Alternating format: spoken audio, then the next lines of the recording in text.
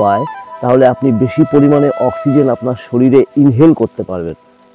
আর আমি বহুবার বলেছি, আবার বলছি যে অক্সিজেনই হচ্ছে বেঁচে থাকার রসদ। তাই আসুন এবং এসে এরকম একটা জায়গায় 2-1 দিন যদি সম্ভব হয় কাটিয়ে যান। আপনি যখন কলকাতায় থাকবেন আপনার অক্সিজেন লেভেলটা চেক করবেন, আর এখানে আসার পর 24 ঘন্টা এখানে কাটানোর পর আপনি আপনার অক্সিজেন লেভেলটা চেক করবেন, তাহলেই বুঝে যাবেন আমার কথার সত্যতা। হ্যাঁ, আর একটা জিনিস বলি যে এখানকার মানুষজনও খুব ভালো, খাবার দাবার সব কিছুই প্রায় অর্গানিক, ভেজাল খুব কম। আমি খেলাম, থাকলাম, এইখানে আমি 2 দিন কাটালাম। অসাধারণ একটা প্লেস, যেখানে আপনি মানে গাছপালায় ভর্তি, সবুজ, চারিদিকে সবুজ, পশু পাখি, কত রকমের পাখির ডাক, মানে পাখির ডাক শুনতেই প্রায় ভুলে গেছিলাম।